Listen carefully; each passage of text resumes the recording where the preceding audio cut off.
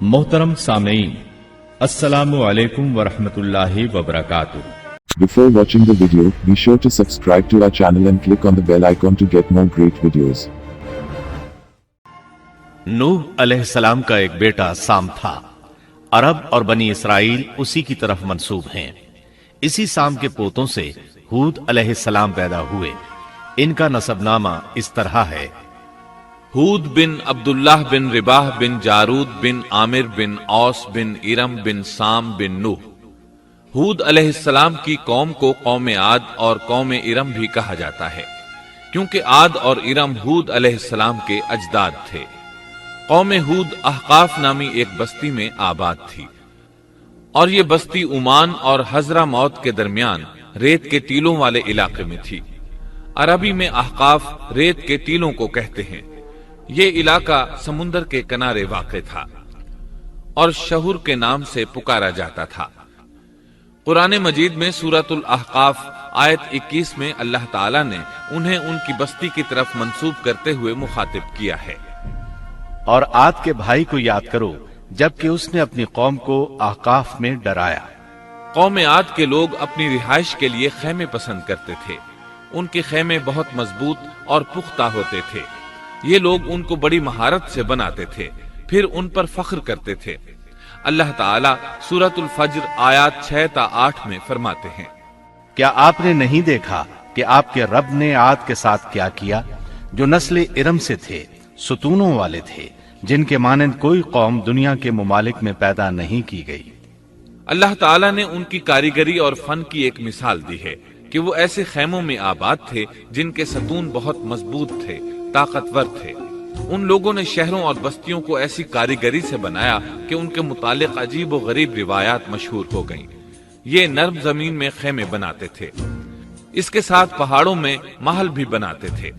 हालांकि रिहाइश के लिए जमीन पर खेमे मौजूद थे। गोया बेकार दौलत और वक्त बर्बाद करते, फिर उस पर फख्र करते। शहरों में जो रास्ते और सड़कें थीं वो बहुत चौड़ी थीं। इन जैसे तवील और कवी लोग बाद में पैदा नहीं हुए। कारीगरी और फनकारी में ये लोग इस मकाम तक पहुंचे कि फिर कोई न पहुंच सका। ये लोग अरब थे और अरबी में बातचीत करते थे। हूद अलैहिस्सलाम भी अरबी थे। इस्माइल अलैहिस्सलाम से पहले के अरब बाशिंदे अरब आरिबा कहलाते हैं। इनके मशहूर कबाइल ये हैं: आद, समूद, जुरहुम, अमीन, कहतान और मदियन वगैरह। इब्राहीम अलैहिस्सलाम की औलाद में इस्माइल अलैहिस्सलाम के बाद आने वाले लोग अरब मुस्तारिबा कहलाते हैं। इस्माइल अलैहिस्सलाम अरबी नहीं थे, कनानी थे। जब इब्राहीम अलैहिस्सलाम इस्माइल अलैहिस्सलाम को मक्का मुअज़्ज़मा में छोड़ आए और इस्माइल अलैहिस्सलाम ने अरबों से मेल जोल कायम किया तो उनसे अरबी सीख ली और इसमें बहुत महारत पैदा कर ली, यहां तक कि आपको अरब का फसीह कहा जाने लगा। अहले अरब में फसाहत व बलागत आप ही से आई। रसूलुल्लाह सल्लल्लाहु अलैहि वसल्लम भी इसी अंदाज में फसीह व बलीग अरबी में बात करते थे। तूफान नूह के बाद जब दोबारा लोगों को पैदा किया गया तो वो एक मर्तबा फिर इन बस्तियों में रहने के लिए चले गए जहां नूह अलैहिस्सलाम रहा करते थे। नूह अलैहिस्सलाम शाम के शिमाल और तुर्की के जुनूबी इलाकों में रहा करते थे। लोग यहाँ आबाद हो गए। फिर यहाँ से कुछ लोग फिलिस्तीन और शाम की तरफ हिजरत कर गए और कुछ लोग जजीरे की तरफ हिजरत कर गए और कौम आद जजीरे के जुनूब में आकर आबाद हो गई। उस वक्त तमाम लोग तौहीद पर थे। तूफान के साथ जब जमीन पामाल हो गई तो उस पर सिवाय नूह अलैहिस्सलाम की औलाद के और कोई जिंदा न रहा। ये लोग तौहीद परस्त थे, लेकिन वक्त के साथ साथ कौम आद आबाद हुई और शैतान ने उनके दिलों में वसवसा डाला। इस तरह वो शैतान की इबादत करने लगे।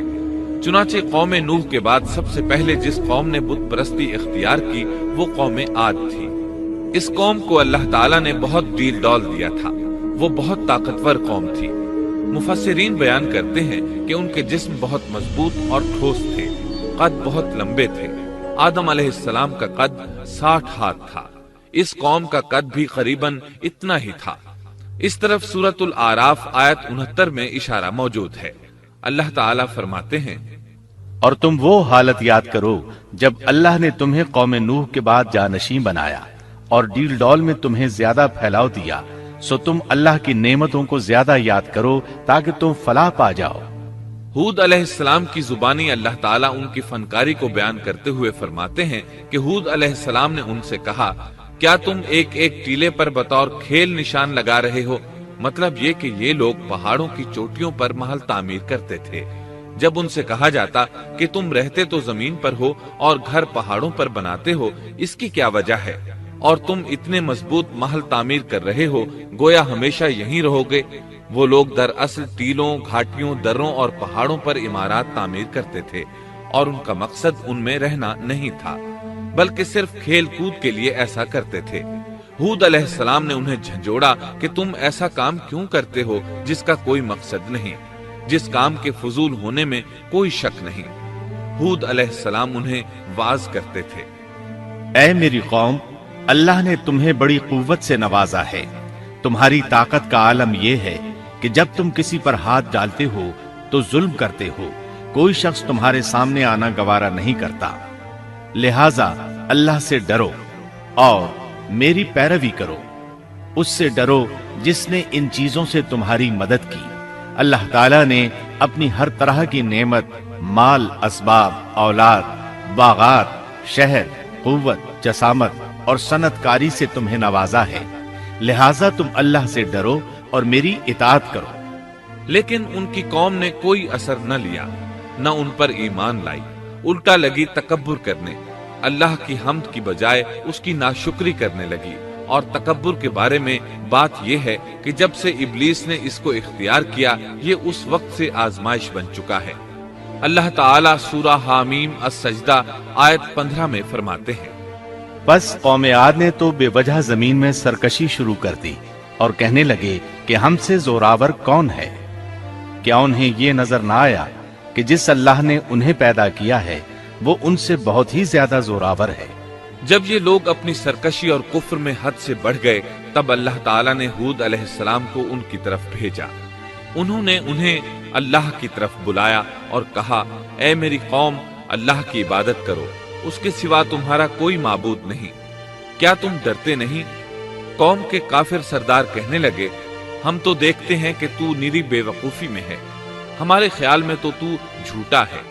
اس پر ہود علیہ السلام نے فرمایا، میری قوم، میں بے وقوف نہیں، میں تو تمام جہانوں کے پروردگار کی طرف سے بھیجا گیا ہوں، تمہیں اپنے رب کے پیغامات پہنچا رہا ہوں، اور ہوں بھی تمہارا دلی خیرخواہ اور امانت دار۔ کیا تم اس بات سے تعجب کرتے ہو کہ تم میں سے ایک شخص کی معرفت، اللہ کا ذکر تم تک پہنچا کہ وہ تمہیں خبردار کر دے؟ تم اللہ کی اس نعمت کو یاد کرو کہ اس نے تمہیں قوم نوح کے بعد خلیفہ بنایا اور ڈیل ڈول میں تمہیں زیادہ پھیلاؤ دیا۔ تم اللہ کے احسانات کو یاد کرو تاکہ فلاح اور نجات پا جاؤ۔ ہود علیہ السلام نے اللہ کی عظیم نعمتوں کے ساتھ انہیں نصیحت کی، لیکن وہ بدبخت کفر ہی کرتے رہے۔ آخر انہیں جھنجھوڑنے کے لیے انہوں نے فرمایا، اے میری قوم، اللہ ہی کی عبادت کرو، اس کے سوا تمہارا کوئی معبود نہیں۔ تم تو صرف بہتان بازی کر رہے ہو، یعنی جن بتوں کی تم پوجا کر رہے ہو ان کی پوجا تم نے خود گھڑی ہے۔ اللہ تعالیٰ نے تو اس کے متعلق کوئی دلیل نازل نہیں فرمائی۔ میری قوم کے لوگوں، میں تم سے اس دعوت و تبلیغ کی کوئی اجرت نہیں مانگتا، میرا اجر اس کے ذمے ہے جس نے مجھے پیدا کیا ہے، تو کیا تم پھر بھی عقل سے کام نہیں لیتے؟ اے میری قوم کے لوگوں، اپنے رب سے گزشتہ گناہوں کی معافی طلب کرو، آئندہ گناہوں سے توبہ کرو، تاکہ وہ برسنے والے بادل تم پر بھیج دے اور تمہیں طاقت میں اور بڑھا دے، تاکہ تم گناہگار ہونے کے باوجود روگردانی نہ کرو۔ ہود علیہ السلام مسلسل انہیں دعوت دیتے رہے، لیکن وہ ظالم قوم نوح کی طرح ان کا مذاق اڑانے لگی اور کہنے لگی، ہمارے خیال میں تو بے وقوف ہے، اور شاید تو ہمارے کسی معبود کے بڑے جھپٹے میں آ گیا ہے، تو ہمارے بتوں کو برا کہتا ہے، اس لیے ان میں سے کسی کی مار تم پر پڑی ہے، اسی لیے تو ذہنی مریض بن گیا ہے۔ وہ ظالم لوگ چونکہ آخرت پر ایمان نہیں رکھتے تھے اور دنیا میں خوشحالی کی زندگی بسر کر رہے تھے، اور تھے بھی اپنی قوم کے سردار، اس لیے اپنے ماتحتوں سے کہنے لگے، یہ تو تم جیسا ہی انسان ہے، وہی کچھ کھاتا ہے جو تم کھاتے ہو، اور پیتا بھی وہی کچھ ہے جو تم پیتے ہو۔ اب اگر تم نے اپنے جیسے انسان کی اطاعت قبول کر لی تو سخت خسارے میں رہو گے۔ کیا یہ تمہیں اس بات سے دھمکاتا ہے کہ جب تم مر کر خاک اور ہڈیاں بن جاؤ گے تو پھر زندہ کیے جاؤ گے؟